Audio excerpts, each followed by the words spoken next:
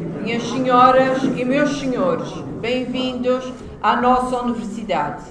Em nome do magnífico reitor, agradeço a vossa presença e tenho a honra de declarar aberta a sessão comemorativa do Dia da Universidade da Madeira. Começaremos por ouvir a oração de sapiência preferida pela doutora Benedita Câmara, professora associada com agregação do Departamento de Gestão e Economia da Faculdade de Ciências Sociais da UMA, com o tema Instituições e Relevo no Tempo. Neste momento, toma a palavra a professora Benedita Câmara para proferir a sua oração de sapiência.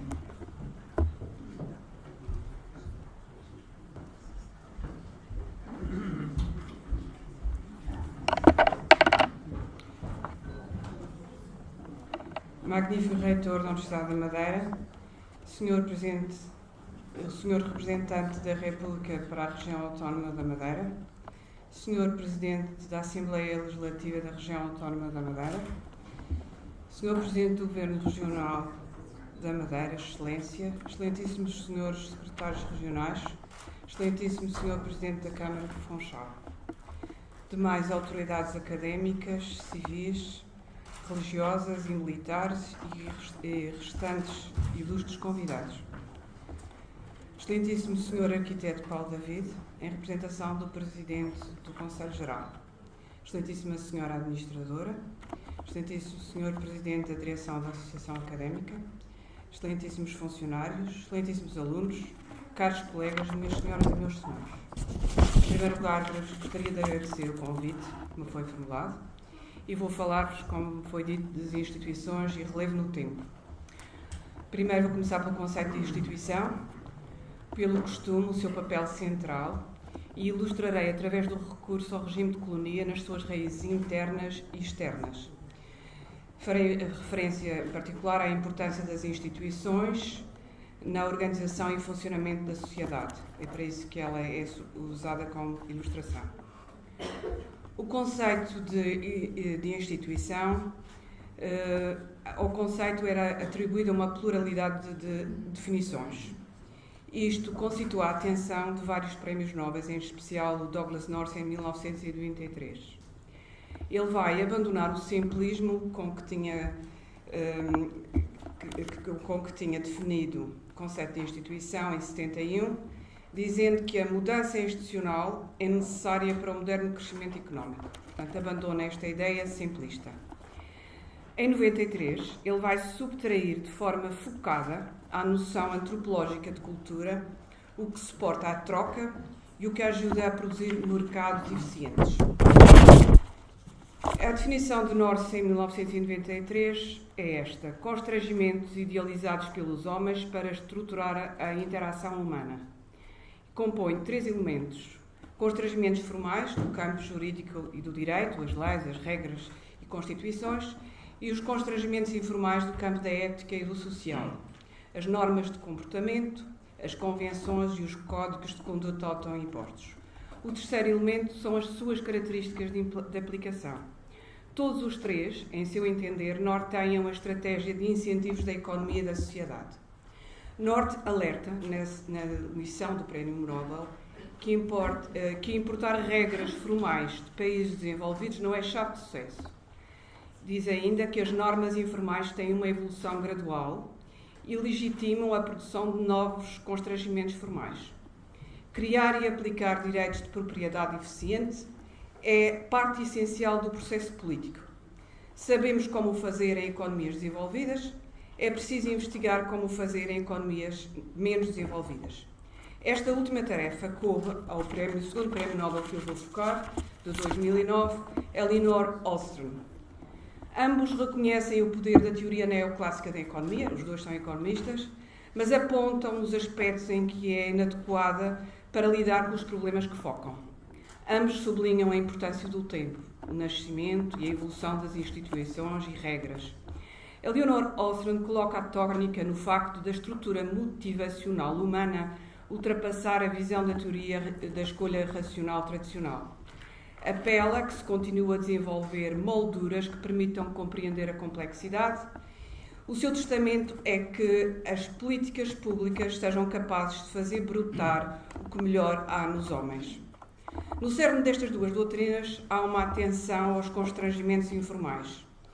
Na reflexão da historiografia europeia mais recente, tem chamado a atenção para o facto do costume ter sido negligenciado. Prática de usos reiterados que levam à existência de normas, é assim que os definem, e que servem para regular o comportamento humano. O costume é criado e evolui, estabelece direitos e obrigações entre as partes e sanções entre os prevaricadores. É por isto que eu escolhi a colonia, dado o seu relevo e importância para nós. O que é a colonia? A colonia é um regime de direitos de propriedade, nascido e alimentado pelo costume, que passou pelo crivo das regras legais moldadas por conceitos liberais. No século XVIII, nós temos o vinho, que tem uma procura exponencial e crescente ao longo de todo o século. Nós não podemos quantificar a incidência da colonia nem nesta altura nem depois. A colonia expande-se num processo paralelo à progressão do vinho e ela é parte integrante da resposta a esta oportunidade que foi enorme para a Madeira. A colonia, definindo a colonia, é um misto de parceria. Uma parceria pressupõe a divisão do produto entre o senhor da terra e o trabalhador. Na colonia, a propriedade das benfeitorias é reconhecida ao colono e durante o século XIX já era reconhecido e ao longo do tempo foi sempre reconhecida pelo Estado, nas diversas formas. E é o que nós historiadores chamamos um tenant at will. Tenant não vem para aqui chamado porque tenant seria um arrendamento, mas o que nos interessa é o at will. Ela está submetida à vontade do senhorio para fazer cessar o contrato e para aceitar um novo colono, caso tenha havido uma transação entre colonos, um saia e o outro entre. A colonia apoia-se num quadro institucional herdado, são as sesmarias, a parceria e a enfiteuse, mas são plausíveis as influências externas. No sul dos Estados Unidos, nós temos o share tenant, que é dono da percentagem da colheita, podia hipotecá-la, o que a colonia também pode fazer. O Lee Alston defende que este contrato é diferente do jornaleiro, porque é pago ao dia, e é diferente do parceiro, porque é pago só com o produto. Este pode hipotecar a colheita. A colonia é, além disso, um contrato de plantação de vinha. Está presente em algumas regiões da Europa. Não se pode dizer que seja muito frequente, mas está presente em algumas regiões da Europa. Eu cito alguns exemplos. O Comblin, em França, o fito de Durata di Vinha, fito de duração da vinha, em Itália, e a Rabassa Morta, na Catalunha. É, destes três, esta última, a mais parecida com a colonia. Tem um problema que eu vou referir, é que está muito circunscrito à duração das vinhas. O senhor entendia que uma plantação durava 50 anos, à volta de 60 anos, que era o normal nesta altura, mas os colonos, com o beneplácito do senhorio, iam replantando as vinhas e, portanto, eternizavam-se nos contratos. Vai ter um problema relativamente à colonia, que vai ter muitas dificuldades de adaptação. E este contrato, tal como outros casos em Espanha, estão na origem, segundo a historiografia, da Guerra Civil Espanhola. A colonia, nestes contratos de plantação, todos têm em comum o facto de o senhor não participar nos custos de produção. A plantação ocorre normalmente em terras de rendimento marginal, portanto, os incultos, as terras pobres, terrenos com declive, e são dados incentivos à plantação, como seja a longa duração e o direito à indemnização pelas benfeitorias.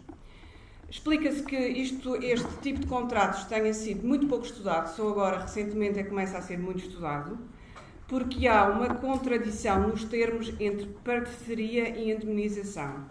A parceria supõe supervisão do senhorio, que significa pouca autonomia do parceiro. A indemnização pressupõe direitos de propriedade e benfeitorias, portanto é incompatível com a supervisão.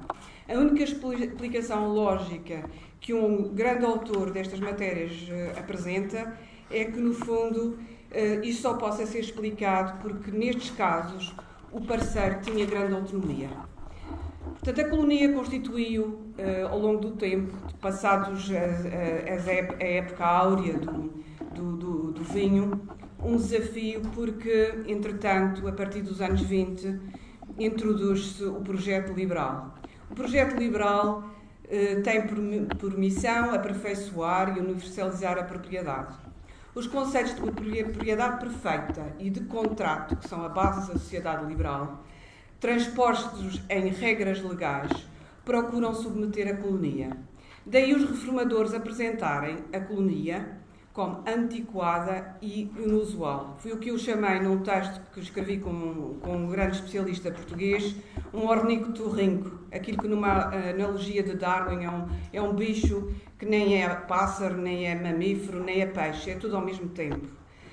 E um dos reformadores foi buscar Herculano para atestar esta percepção de uma instituição antiquada e inusual. Em 1854, Silvestre Ribeiro, que foi governador da Madeira e um liberal destacado, passou por cá e em Lisboa, já nas Cortes, tentou equivaler a colonia à enfiteuse. Em 54 ele achava que seria a solução, porque a enfiteuse impedia a divisão da propriedade, da exploração. Era impossível dividir. E então, o que vai acontecer é que a solução falha, porque em 67 nós temos o Código Civil e o tratamento que é dado à enfiteuse omite as benfeitorias. Não fala de benfeitorias para a enfiteuse, nem para mais nada. Equipara a um contrato. Com esta forma, acabava-se esta solução, porque o senhorio perdia a capacidade de expulsar e o colono deixava de poder transmitir hereditariamente as benfeitorias, que era apanágio do facto de ser proprietário das benfeitorias. O Código Civil de 67 também vai tomar outra medida importante, que é mexer no conceito de evicção. Ele vai mudar o conceito de evicção porque o ónus da prova numa venda em que houvesse razões para a anular cabia ao vendedor e o código passa para o comprador. Isto o que é que significa? Significa que anula por completo a necessidade de aprovação do senhorio num novo contrato, caso houvesse venda entre colonos. Chegamos ao século XIX e o vinho Madeira perdeu aquela proteção que teve de ser o vinho principal consumido no Império Britânico, que entretanto ia crescendo depois da Guerra dos 7 Anos, daí a tal procura crescente, e o vinho, durante o século XIX, depois das guerras napoleónicas, passa a ter uma competição crescente de outros vinhos, coisa que não tinha até então. Em 50 e 70, devido a doenças e pragas, os custos de produção da vinha aumentam exponencialmente. No final do século vamos ter problemas de superprodução e queda de preços. Entretanto, já do decurso do século XIX e continua pelo XX, nós vamos ter outro problema que até a Norse também refere, o aumento da população. As instituições têm de ser compaginadas sempre com estes quadros, e nomeadamente a questão demográfica. Vamos ter um aumento de população, vamos passar a ter escassez de terra, vamos ter intensificação e diversificação de culturas. Entretanto, as necessidades de inputs ou mais custos na cultura são cada vez maiores porque abandonamos a agricultura tradicional, com a qual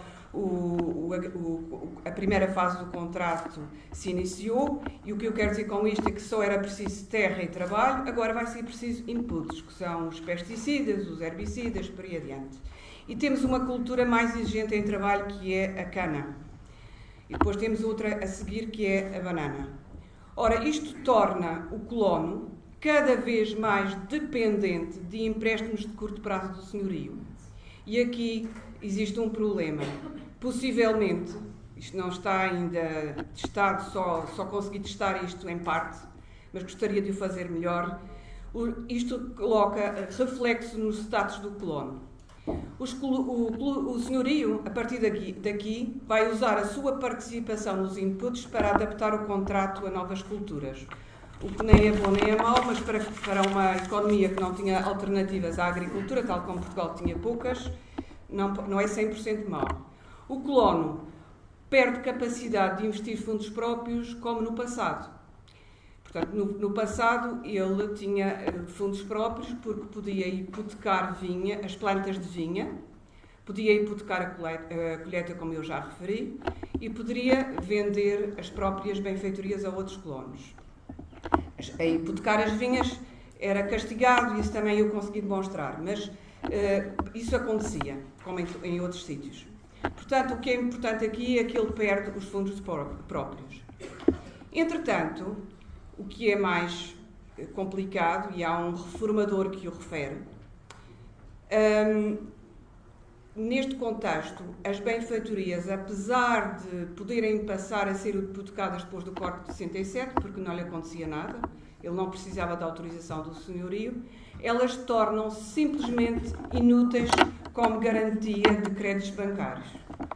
Portanto, isto que será um problema. Por volta dos anos 70, 80 do século XIX, vamos assistir a uma vaga reformadora por toda a Europa. Em 86, é revisto o Código Administrativo Português e, logo a seguir, temos um levantamento populares por toda a ilha.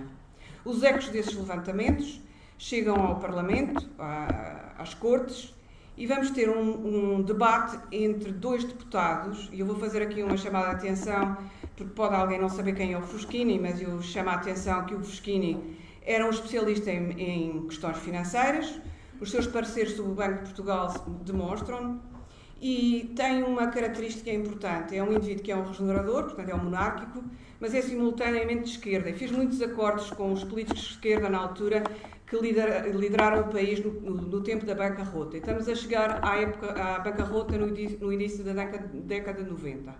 E tem para mim uma frase que é notável e que nos faz pensar, que é virar-se para um ministro da altura e dizer: o senhor fez muito mal porque estragou o trabalho do seu predecessor, porque entregou as finanças do país a um banqueiro que era o Burnet. É este homem que vai entrar em despique com Manuel José Vieira, que foi deputado, foi presidente da Junta Geral, e vai dizer que, de facto, a Madeira estava a incendiar e que o grande problema era a colonia. E vai fazer duas coisas. Vai dizer que a culpa era dos grandes senhores, porque tínhamos aqui enormes senhores, e tínhamos também um problema que era, estávamos quase como a Irlanda. Ora, na Irlanda morreram muitas pessoas nesta altura. Manuel José Vieira diz: olha, que os senhorios não são tão grandes como isso, e diz outra coisa muito importante: olha, que a Irlanda, lá pelas Irlandas, aquilo é nacionalismo, coisa que a historiografia irlandesa, que é de primeira água, diz que é assim e foi assim. Portanto, em matéria de nacionalismo, de facto, os políticos irlandeses usaram o que se chama o bread and butter na causa nacionalista. Gladstone, que era primeiro-ministro, vai comprar a paz, na altura, com uma reforma agrária. O que é que ele faz? Ele vai dar segurança ao rendeiro, lá temos arrendamento, não temos parceria, e vai abrir uma linha de crédito que permite aos arrendatários comprar as terras, mas com muitas disposições que levam a que mesmo sejam os rendeiros que vão, na sua maioria, comprar aquelas terras. Portanto, temos um padrão de pequena propriedade cimentada. Na Irlanda existia um tenant at will, portanto, uma renda baixa, que era abaixo da renda ricardiana, e o que era característico é que o novo colono, sempre que entrava, o novo rendeiro, sempre que entrava na terra, quando havia uma troca entre rendeiros, era compensado pelas benfeitorias. E o que é que isto queria dizer? Queria dizer que lhe era dada umas boas-vindas de uma posse pacífica. Ora, o fim do landlordismo neste contexto faz-se em 30 anos, em tempo recorde, e o que é estranho é que nós aprendemos que o direito de propriedade da terra gera eficiência económica, porque a segurança permite esforço e permite investimento, A terra como colateral permite diminuir os prémios de risco, os custos de informação, e as penhoras podem ser ressarcidas em caso de incumprimento. Mas agora, o que acontece na Irlanda? Nós temos pequenos proprietários que são inibidos de ter crédito bancário que lhes permita criar explorações agrícolas viáveis, porque é disso que estamos em causa. As pequenas explorações não levam a lado nenhum. Então, na Irlanda, a não ser que tenhamos muitas cooperativas, portanto, a Irlanda vai ter uma situação que, ao contrário de Portugal e da Madeira, tinha uma rede bancária muito estreita, muita presença bancária.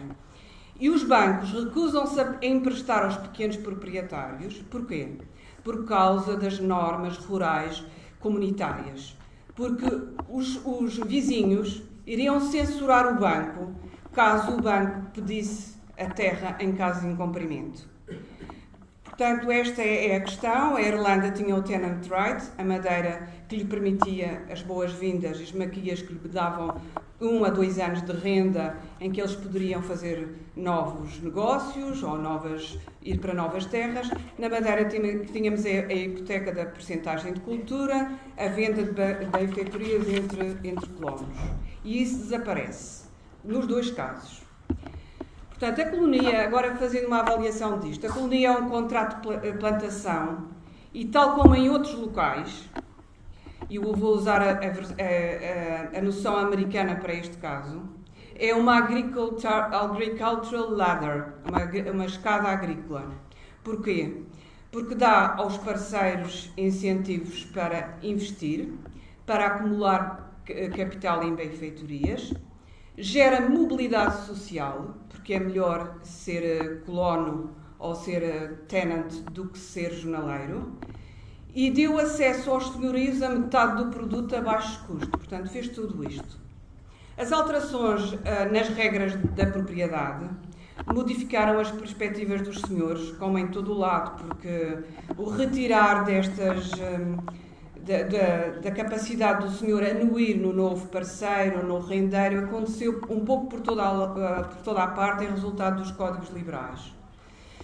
O que é que passamos porque é que o senhor se desinteressa? Porque os custos de indemnização começam a ser mais elevados, os tribunais, e isto foi o que eu consegui constatar, apoiam os colonos nas avaliações num sentido muito importante, ratificam o costume, mantendo a avaliação com base no número de plantas e não no custo de plantações como os senhores queriam. Portanto, há aqui um ambiente de tensão dos colonos que acumulam benfeitorias e dos senhores que as procuram controlar. Os senhores melhor posicionados vão desde 80 para aí adiante desvincular-se do contrato. Em 1916, em 1930, há referências específicas à redução da incidência do contrato. Agora, o problema é explicar a resiliência. Portanto, podemos invocar a insuscetibilidade de mecanização na Madeira, devido à altitude, a escassez de alternativas à agricultura. O que é facto é que, se uns deles se conseguiram libertar do contrato, outros ficaram prisioneiros do contrato, apesar da adaptação que eu referi e que não aconteceu na Rabassa Morta, na Catalunha, que é uma economia. Nós não podemos esquecer que a Catalunha foi a primeira região espanhola a industrializar-se. Portanto, ao contrário da Madeira ou de Portugal, tem uma industrialização que absorve população. Mas a Catalunha não conseguia a adaptação do contrato, porque, como eu já expliquei, estava muito preso à vinha, e os senhores conseguiram jogar com os inputs para fazer essa adaptação. Entretanto, depois de 16 e de 30, nós temos o século XX, temos a Junta de Colonização que passa por cá e não resolve o problema, cria mais problemas porque não permite que os colonos que compraram façam o registro das terras. Temos a eletrificação e temos as obras de irrigação que poderiam ter aproveitado para criar algumas explorações viáveis e não o fizeram. Em 67, o Código Civil proíbe a colonia para o futuro. Em 76, uma legislação regional e nacional adapta a reforma agrária à Madeira. Esta evolução que eu tive aqui a falar, e estou a terminar, ilustra o papel das instituições através de políticas públicas na alteração progressiva da organização da sociedade. E como isto é capaz de ser um pouco pesado, porque o Douglas North, quando fez um livro, disse isso mesmo, reunir casos sobre estas matérias era muito enfadonho, trabalhar nisto, e por isso ele teria tido muita dificuldade em conseguir. E eu acabo com outras transcendências.